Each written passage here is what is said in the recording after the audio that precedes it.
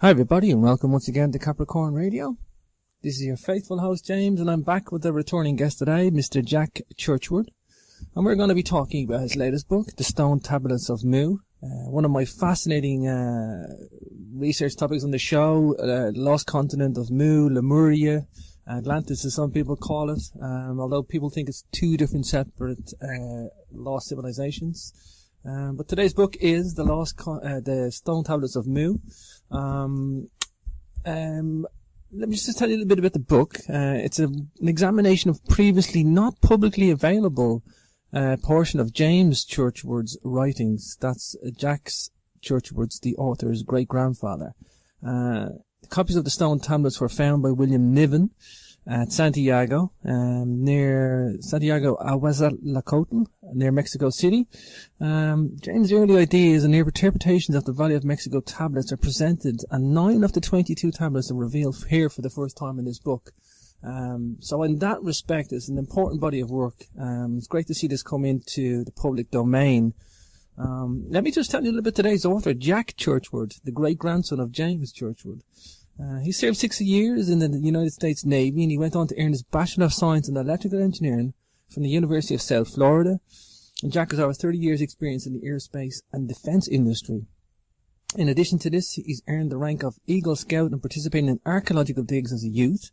Jack is a 4th-generation engineer and 4th-generation patent holder, and he identifies himself as a Tibetan Buddhist. So without further ado, let's bring on today's guest. Hi Jack, welcome to Capricorn Radio. Well, thank you for inviting me, James. Oh, it's great to have you back, Jack. And, we did a great show last time. We covered your great-grandfather's book, The Lost Continent of Mu, The Motherland of Man. And what a book that was, and it still is, and it's still going. It's lifting the veil on the Lost Continent of Mu, I should say. An important body of work, Jack. Again, just maybe I'll refer the other listeners to the other show, and let me just recap that and just tell us a little bit the great-grandfather connection and the premise for this book that you have wrote, The Stone Tablets of Mu. Well, my first book, you mentioned it, Lifting the Veil on the Lost Continent of Mu, Motherland of Men, was a culmination of research that I had engaged because from an early age I've taken the view, and my family has passed down the view, that my great-grandfathers were all a bunch of hooey. And his theories are that there was a Pacific Ocean continent which was actually the Garden of Eden, and then the people from there went around the world to colonize, and that is essentially where our civilization has come from, and eventually the island sunk. And the current work that I'm here to talk about is the Stone Tablets of Mu. And it was actually is wrapped around, like my previous book was wrapped around the Lost Continent of Mu, Motherland of Men. This book is wrapped around a completely unknown and unseen book for the past 80 years. The copies of stone tablets found by William Niven in Santiago Ahuazlacoatl near Mexico City. Thank you for the pronunciation, Jack. It's a tough one, isn't it? I've had a little practice. And so James took this and presented it to his publisher, and it has remained in the University of California, Berkeley, I believe, library in a special collection, and it hasn't been seen. And I was lucky enough to obtain a copy of a PDF copy, and from there I wanted to make it available so that everybody could see it. And essentially the book covers the stone tablets specifically, the 38 or so that are contained in James' work. Mm. But there were in total some 2,600 of these tablets, and James used quite a few of them in his subsequent works. Mm-hmm.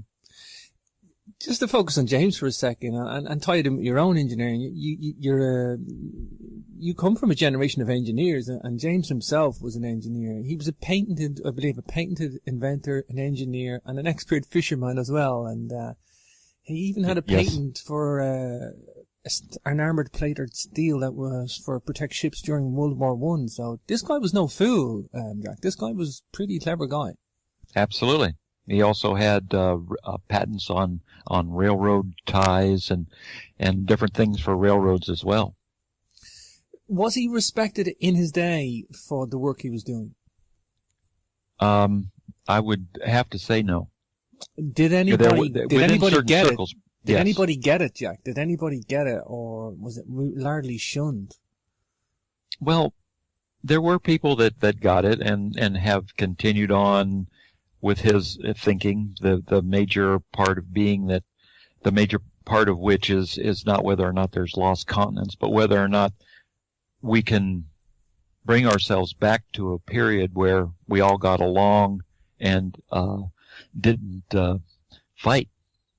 Mm. You know, we were better people, I think, back then. Mm. Or at least that's the thing I get from James' thought Sure. and his works. Sure. Yeah. I actually lived where he was born in Okehampton in Devon. I lived all around Cornwall and Devon in the UK, and Okehampton was one of the places I lived in. It's a lovely part of the world. So James basically came from Britain to America, and started a family there, and, Actually, he departed England after he got married in 1871, I believe, or 1870, and they moved to his wife's tea plantations in Sri Lanka, or Ceylon as it was called at the time. Mm. And he was a tea planter in Sri Lanka. And that's what I have evidence for. Sure. He had a connection with people in Sri Lanka as well, with the Tales of Mu. Well, he did include one giant plate in one of his books that came from Ceylon, as he called it, and I believe it shows the image of the Naga with several heads, though, so more like a hydra. But I believe that's what he calls the sign of the Creator. Mm-hmm. Mm-hmm. Tell us about William Niven, where he fits into this grand scheme of things then. Well, William Niven was absolutely a hard-working man. He came over here from Scotland, and within a few years, within a very short period of time, found himself in New Mexico mining. Eventually, he became a commissioner of mining for a county in Nevada, and attended an exposition where he represented them, and he also took along his collection, and he went to an exposition in New Orleans, I believe, and eventually moved up to he went into business with the man from the Petrified Forest and who had all those rocks. So they took all these rocks together and opened a storefront in New York. And he found out from there that perhaps his partner found out that they weren't very interested in buying a whole bunch of fossilized wood, so he kind of got out of it, and Mr. Niven kept the store open, and he was actually kept in business from going around to all the different sites and picking up gems and whatnot. So he stayed in business there until he was sent by an agent of Thomas Edison to go to Texas and find something called gallulite that he wanted to use, that Thomas Edison wanted to use for filaments. Mm. And eventually he was picked up to go to, then he went to Mexico and met the governor of Mexico, the governor of the state of Guerrero in Mexico. And he had a spectacular collection of ruins that he had been digging from just a short ways away, and that the governor did, and showed Mr. Niven. And I believe this is around 1894. And on the way back, Niven decided to go through these ruins. And he spent several weeks, I guess, digging, and I guess that's when you could say he probably caught the archaeology bug. Mm. But eventually he was working on other projects, silver mining and other ores, and eventually he moved to Mexico City and set up a storefront there when he was selling some of the things that he was finding. The farmers from the local area that had been digging in the clay pits and in their fields brought to him artifacts, and he'd buy them. And as mentioned in his biography, he one day just said, "Well, I'll pay you twice as much if you just tell me where you're getting this stuff." And so he took it upon himself to go out and start doing surveys after getting some information, and eventually he started excavations on Saturday and Sunday afternoons that he would direct. And beginning in 1921, that began in 1911. But in 1921, he found the first of the 2,600 tablets. And through about 1925, he kept unearthing them. Wow. Mr. Niven, William Niven, sounds like a smart cookie as well. I mean, he'd found a lot of ores, and he even has one named after him, Nivenite. Mm-hmm. Yes. So we have two intellectual guys discovering tablets, philosophizing about their actual interpretation. This stuff has been lost for about 80 years, really. In terms of, it hasn't been lost. I mean, the information has just been largely ignored, Jack. Do you think the time's right for this stuff to come out? I believe that, for me, yes. I mean, I believe that, people should be able to read this and understand what he wrote, and also read some of the background that I put into here. I've also included several of James' other papers on the colonization of Central America and his version of their history. I think it's important that people find out what they wrote. Let's get into these Naacal tablets. These they are controversial, but setting that aside, let's get into some of let's give the listeners a description of these Naacal tablets, what they are, what they're made out of, their size, the symbology, some of the art. Give us an explanation in a layman's sense. Okay, well, the Naacal tablets, as it were, James wrote that he discovered them in India, and that he had befriended a rishi of a local temple and engaged in their study for a considerable amount of time.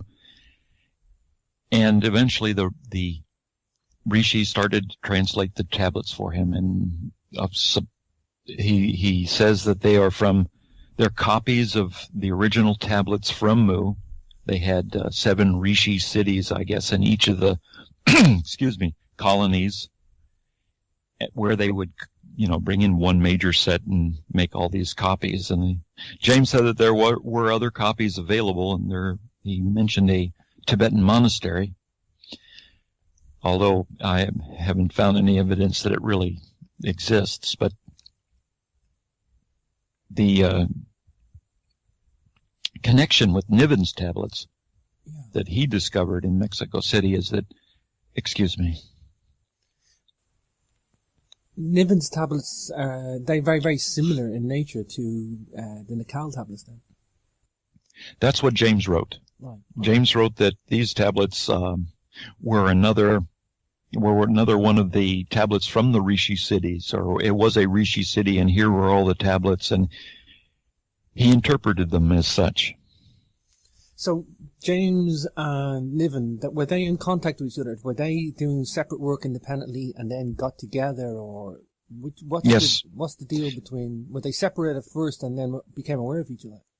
Well, James included an entire chapter in the 1926 Lost Continent of Mu, Motherland of Men, called Niven's Mexican Tablets, or I believe that's the title, and which is the entire chapter is also included in this book because it obviously has relevance. Where's Niven's tablets at today? Do we know where their location is? Actually, some of them are in museums, and some of them are. The story in Niven's biography is that he had this storefront, and in the book you can see pictures of some of his the shelves lined with the tablets. Mm-hmm. And he would be selling these in his Mexico City storefront. But when it got time to move back to Texas, he had them all carefully wrapped up and boxed. And unfortunately, the Mexican authorities didn't give him the authority to move them out of the country. And so the biography says that they buried them in a Veracruz yard, in somebody's yard in Veracruz.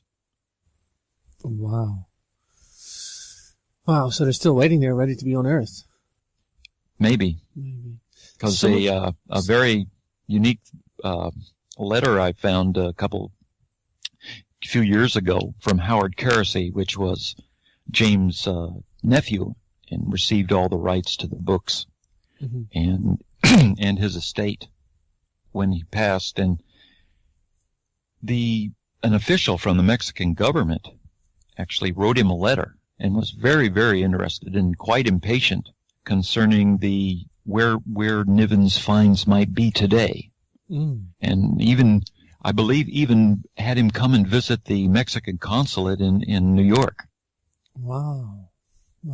To grill him on the subject. So I don't know if perhaps somebody has found them or gone looking for them or what the thing is. But maybe in the near future they'll be unearthed. But that's one reason why I started a new repository of all the Niven tablets that I have access to. Sure.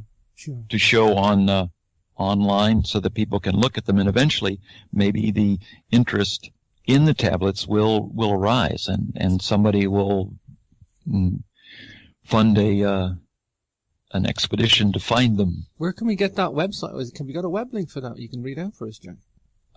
Yes, it's nivtab.my-mu.com. Wow. nivtab.my-mu.com. Beautiful. I'm going to have to troll through that. I guess some of them may have been sold to private collections before they packed up and went and got buried. That's correct. A few maybe loose ones and twos may have been sold off. Well, I'm not sure. Then there are also some supposed to be in Harvard. Wow. At least that's what I read. Sure. Well, having the online gallery or collection it would be a great idea to spark interest and rediscovery of the tablets, I guess. Tell me again about now the Naacal tablets that James Churchward was involved with. They're totally disappeared as well. Yes, and James is the only person to have ever said that he's seen them, so that's all I can say. Do we know the location? One of his, that was in India. They were located from India. That's what he said. I believe the Niven tablets are a lot of people, and I looking at some of the rubbings as well, that they are associated with Scandinavian petroglyphs. There is, because I can't remember the gentleman's name right offhand, but he did write a book and saw the article that one of the first articles that Niven wrote, and it contained tablet number 1389. And he said that it was something about the sun and the movement, and that's also mentioned in that biography, Buried Cities, Forgotten Gods. It's about William Niven. In your opinion, then, what do you think is the most significant or dominating aspect of the Niven or the Naacal tablets, from symbology or descriptions, or when you're looking at the imagery and what we have that's left of the tablets, the rubbings, what do you think is the most important thing, Jack? Well, some of them are bizarre, to say the least, and I'm not sure how I would. Maybe I haven't seen enough of them, but I don't know how I would interpret them. James obviously knew, or thought he knew, how to interpret them, but I'm sure that there's other people out there who might know different interpretations, who might see something completely different in it, maybe even an academic or two that would be willing to lend his talent to look at them and decipher where and what they are. Not for the listeners, but more for you. On page 27, you've got the Niven tablet number 386. Incredibly like megalithic rock art in the British Isles. Incredibly like rock art. I mean, it's significant of petroglyphs we have here. So, and there's spirals too, but that one specific, it looks almost like a 4-leaf clover with zigzags inside it. Which page? It's page 27, the Niven tablet 386 at the top. Incredibly like megalithic rock art. Well, that one specific one is one of the James says it's one of the 4 symbols of the 4 sacred powers. And the 4 sacred symbols, on the other hand, they're Mr. Cornyn, an archaeologist who also examined the tablets, thought that perhaps that tablet looked more like a flower that was a symbol of a particular deity. Sure. Yeah, that's what I think it looks like in the megalithic symbols, by the way. It looks like each flower or petal is like a teardrop type shape, like that of a daisy or something like that, but like a four leaves. Certainly looks to be highly symbolic of something, I would say at least. Do you think that these tablets then, let's hypothesize that we have a lost continent of Mu, which I think is a lot of people distinguish between that and Atlantis, but for the lost continent of Mu, that these guys were, recording on tablets then, some symbology or scientific nature or philosophies on these tablets. These were like scraps of what was left of their history. Yeah. Mm-hmm. Well, James wrote that the Naacal tablets were actually made out of clay, and the tablets that Mr. Niven found were all very, very strong stone. Andesite. I think it was andesite. I read that one of the Niven tablets was yes. made out of, which is really, from an engineering perspective, we both know, Jack, but for the listeners, andesite's incredibly hard to carve. Incredibly hard. So there had to be a meaning. I mean, they had a strong will and necessity to carve these crazy designs in there. And so what does it mean? Of course, Niven's tablets being andesite, he would have recognized the quality of that, being a mineralogist. Well, they were also colored, too. Wow. Yeah, because you can get green andesite and grey, I think. There's different colors. Well, he said that, no, that the carvings were actually filled in. Oh, wow. With colors. Wow. And some of those are included in James' remarks in the portion of his book in here. He doesn't mention color in any of his other books, so I'm not sure what the meaning is, or if it has any meaning. What in any way do you think is the symbology? Can we extrapolate a definite, other than the idea of a lost continent? Do you think there's anything to say where the lost continent was? Is there anything that links Niven's tablets with James's tablets, the Naacal tablets? Well, James obviously thought that he could interpret them the same as the Naacal tablets.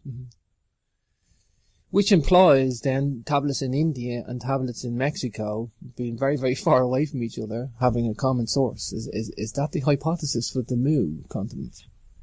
That's well, James said that everybody came from Mu and colonized the world, and that it was just Eastern or Western, whatever, which way they were going. And he hypothesized that it was the Maya, that they were the Maya that had done this.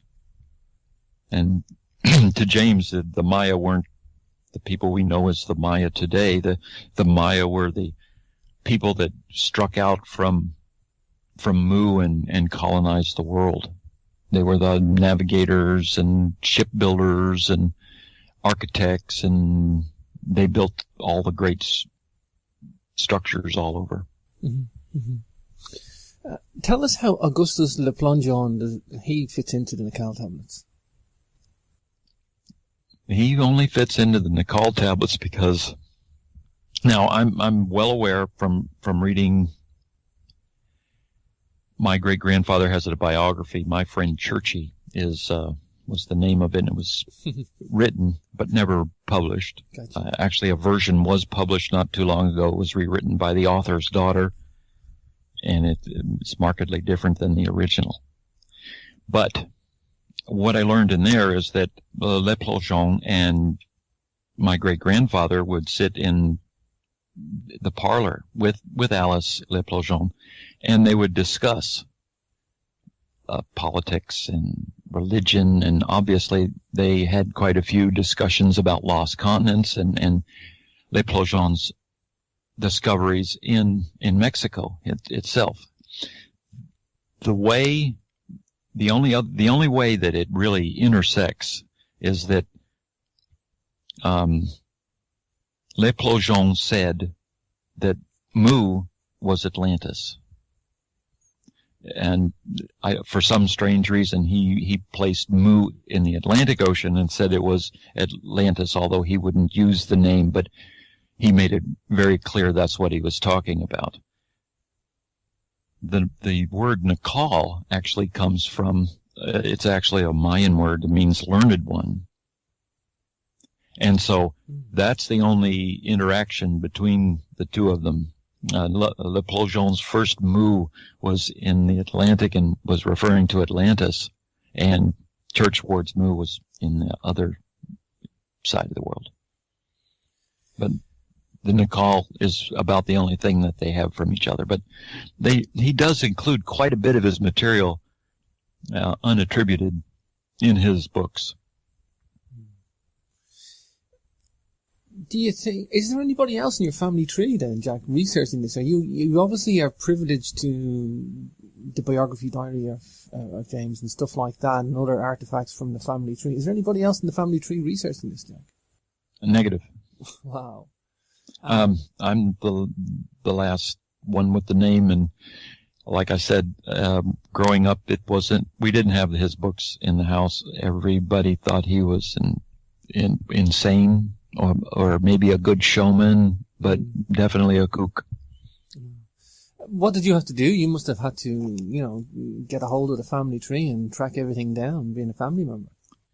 I've just been lucky to be in the right place at the right time. The author's daughter, who used to work at the Association for Research and Enlightenment in Virginia Beach, happened to find out that, she lived in Sarasota and I live in Clearwater, Florida, which is just a couple hours away. So I drove down and we visited, and she handed me a copy of the biography, and I handed her a copy of Books of the Golden Age that I had just obtained. That was a 1927 book that was published recently in the 90s. What do you think about the tablets then, having looked at in your own engineering expertise, as they say, engineers always look at systems and they look at, all sorts of data, and they analyze the research, the data. What do you think of the tablets so far from what you've seen? Niven's tablets, Naacal tablets, or both?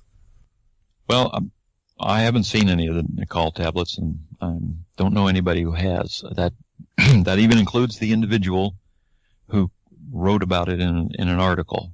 Mm-hmm. As far as the tablets found by William Niven, they're absolutely beautiful. Mm.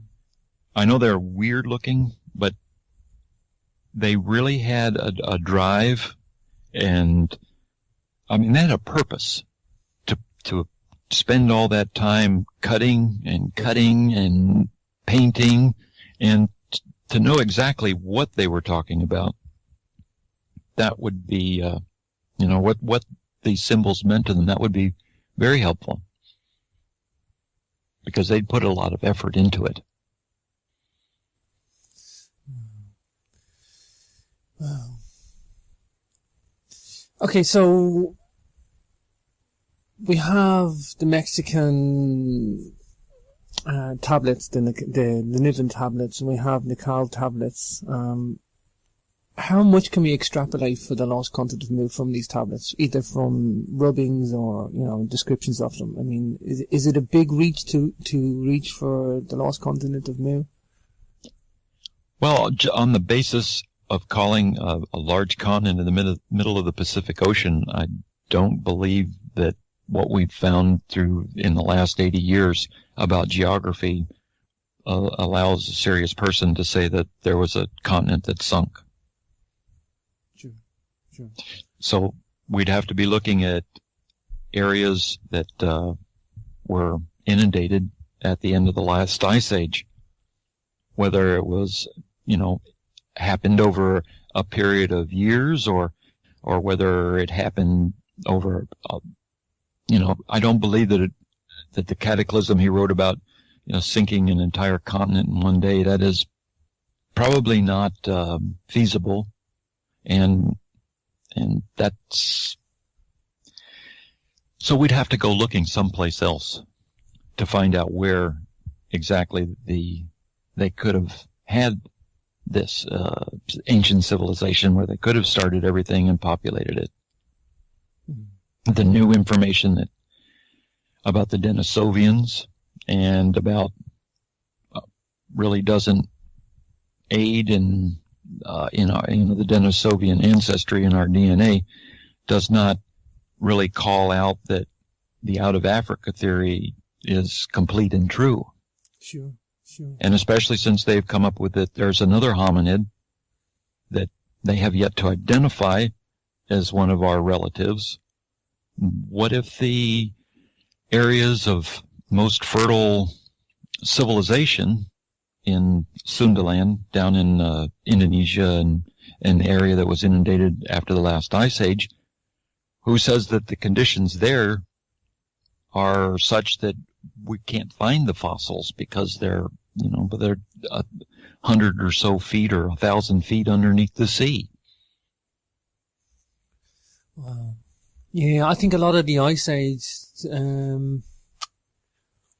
evidence, geological stuff, certainly fitting in with lost continents. I think maybe, sunken islands more so than anything. Rising sea levels, coastlines disappearing. We got a lot of sunken structures, and perhaps. Well, there's the whole area of Doggerland up yes, in the North Sea. Correct. Yeah, in the North Sea there. I mean, that was like a whole. That may have joined Britain with Holland and up around there. Mm-hmm. So yeah, I mean, what about Mu as a location to the east of Australia, out that direction? Geologically. Well, that was the original thought of the southern continent that all the early paleoanthropologists were looking at to describe and account for the different distributions of the fossils that they were finding back in the late 19th century. And it was the great southern continent, and eventually it was, I believe, Mr. Slachter that called it Lemuria after some of the fossils he'd found. But what's little known or little looked at is that he also believed that rather than just being in the southern Indian Ocean, it also went over towards South America. So as far as the beginnings of Lemuria just being an Indian Ocean continent, that's what I always thought too. But actually, his continent, he surmises, went all the way over to the Atlantic, across the Pacific too. I mean, they believed in a very large southern continent, and unfortunately for their theories, the plate tectonics and took over, and we have a different understanding of that the continents ride on top of the plates, and the plates are mashing together some places. And don't we have excuse me, don't we have historical accounts from the Mexican, Central American civilizations that they came from another place, and that they're stroke mythologies, if you want to call them, And when we don't understand history, we call it mythology, but they're historical accounts or stroke mythologies. Don't they speak of coming from the seas and a sunken landmass? Well, I believe the Aztec believed they came from the north, and they were supposed to find the one place where the cactus and the eagle and the whatnot on the lake, and they came to Tenochtitlan. Yeah, that's how they founded their city when they seen the snake drop. Mm-hmm. Wow. Yeah. Yeah, I'm looking at these tablets. I'm looking at these tablets, Jack, and they're incredibly fascinating to look at. They look incredibly detailed and incredibly beautiful, and incredibly important. Why has nobody else took this on? Why has nobody else tried to research this? Well, I believe that it is all due to the reputation of my great-grandfather, in that he was one of the few individuals that actually tried to interpret them, and he used them extensively in his later books. He did it in the Children of Mu and the Sacred Symbols of Mu, and the second edition of the Lost Continent of Mu. He included them quite prominently. In fact, they almost take the place of the Naacal tablets that he wrote about in his 1926 book. Wow. This looks incredibly important book, Jack. Tell us where people can get your website and whether we can get a copy of the book, Jack. Well, my website is jack.churchward.com. Do you think your engineering expertise is going to help you do some of this research as a systems approach? Well, it's going to help me put it on the internet. That's one thing that's been of help. But as far as analyzing data, I haven't. More of an archiving process, Jack, in terms of an archive. Oh, I'm working on one. It's not fully up and running, but I do have a good one started, I think. Sure. What I eventually want to do is to write a biography of my great-grandfather. Wow. Beautiful, beautiful. He sounds like an incredibly interesting man, Jack. An incredibly interesting man. He definitely had a full and eventful life. Yeah, for sure. Just to even emigrate and go from one civilization, one country to another, at that time was an incredibly big change of the scenery, and then to get involved with the tablets when he was there, and to go around the world and such.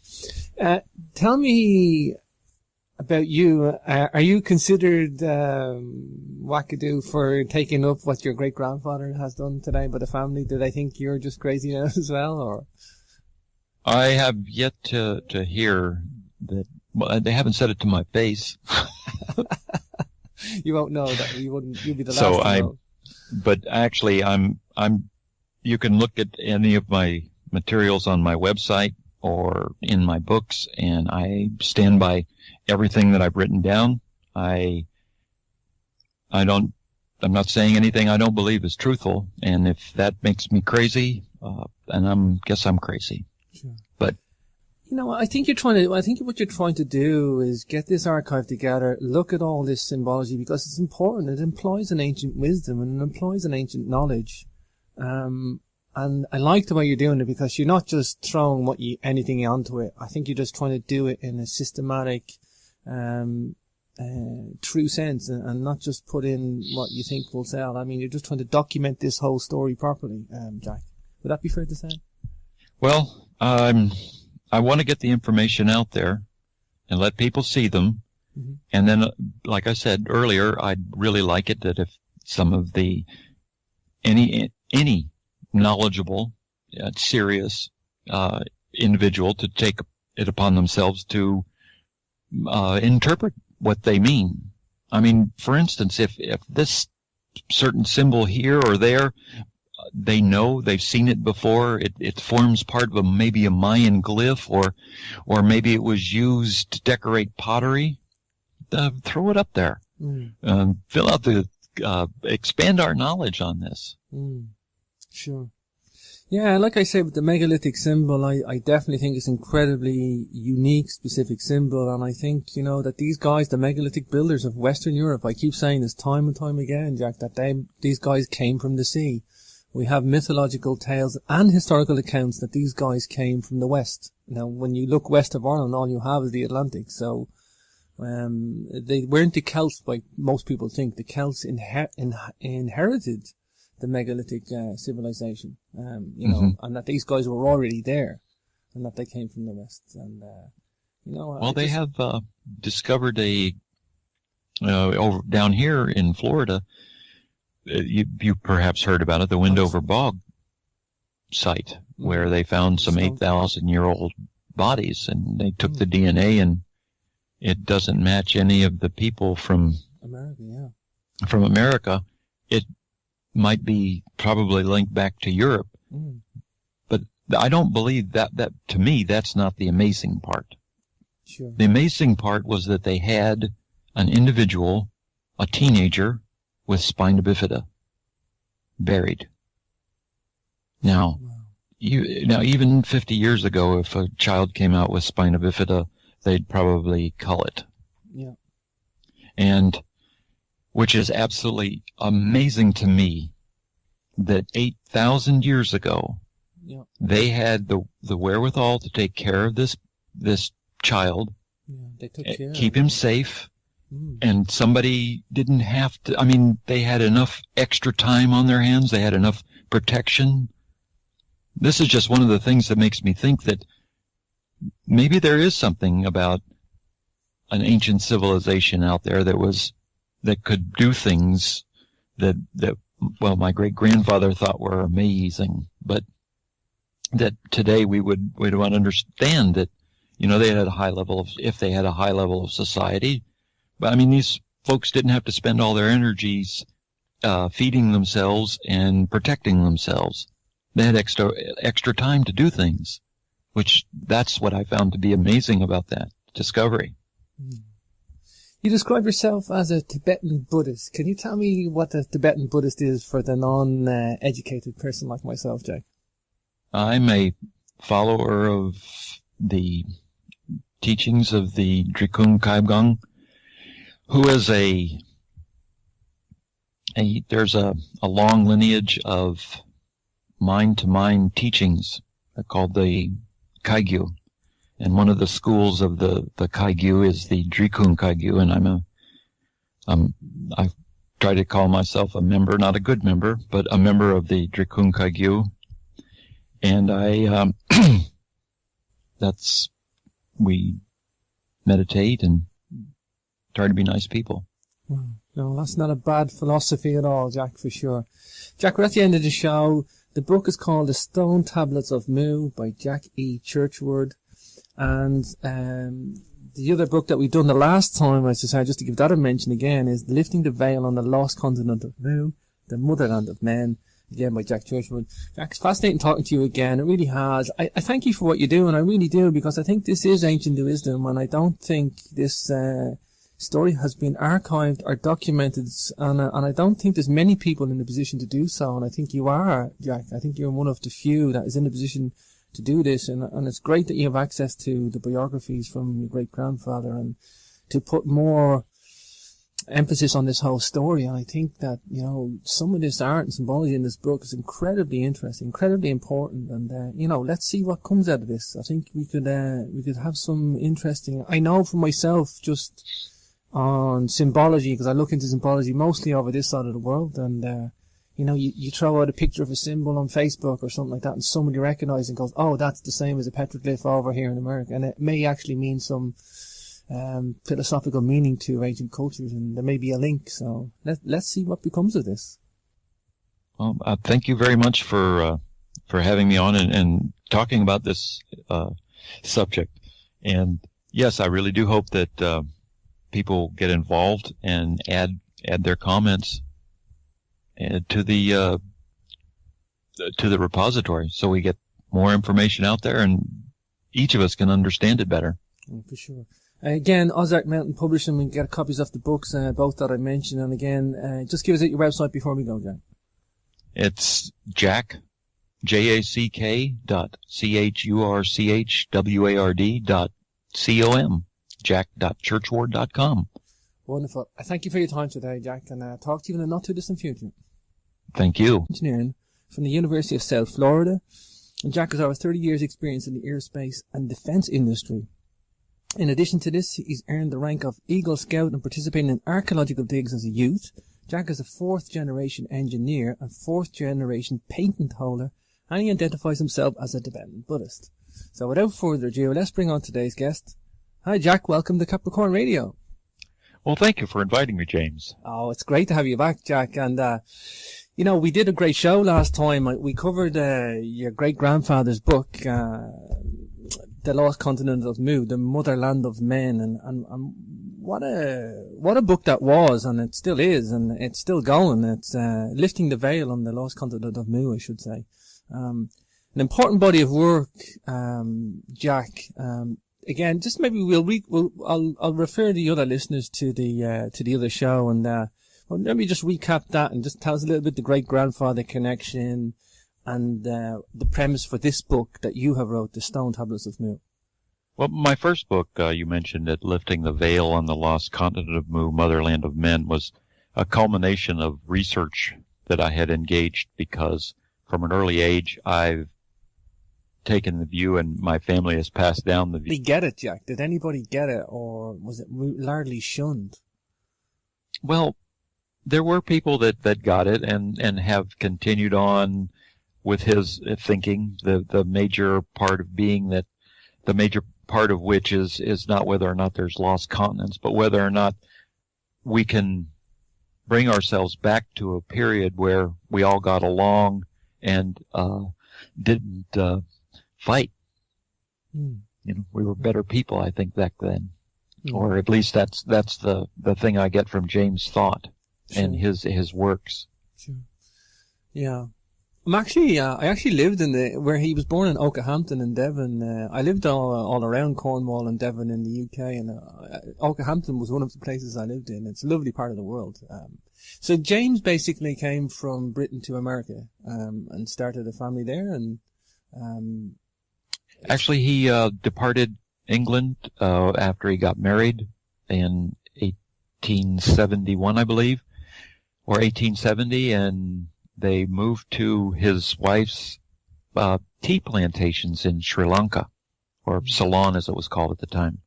And he was a tea planter in Sri Lanka. Hi everybody, and welcome once again to Capricorn Radio.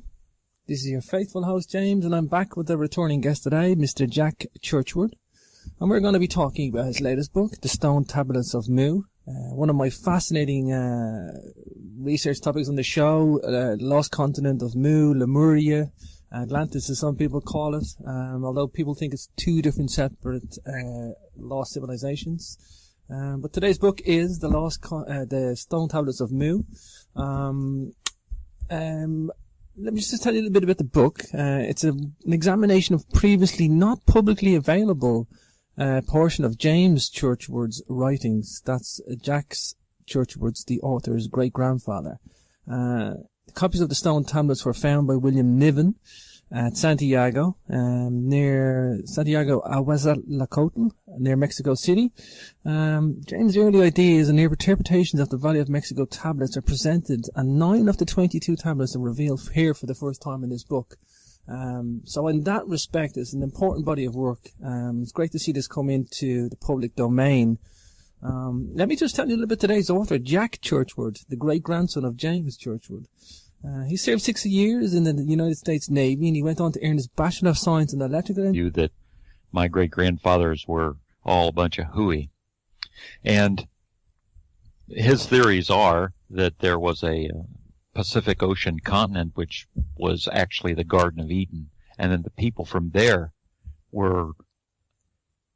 went around the world to colonize, and that is essentially where our civilization has come from, and eventually the island sunk.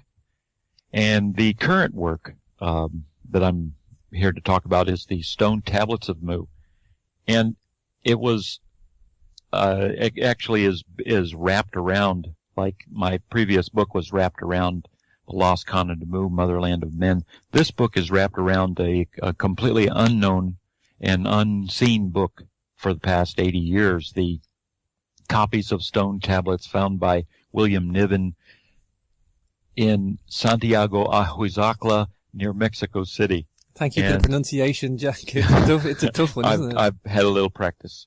And so James took this and presented it to his publisher, and it has remained in the University of California, Berkeley, I believe, library in a special collection, and it hasn't been seen. And I was lucky enough to obtain a copy of a PDF copy, and from there I wanted to make it available so that everybody could see it.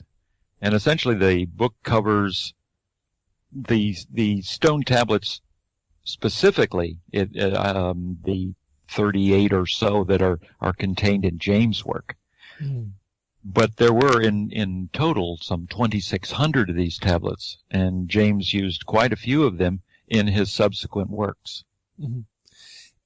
Just to focus on James for a second and tie it in with your own engineering, you come from a generation of engineers, and James himself was an engineer. He was a patented inventor, an engineer, and an expert fisherman as well. And he even had a patent for an armored plated steel that was for protect ships during World War I. So this guy was no fool, Jack. This guy was a pretty clever guy.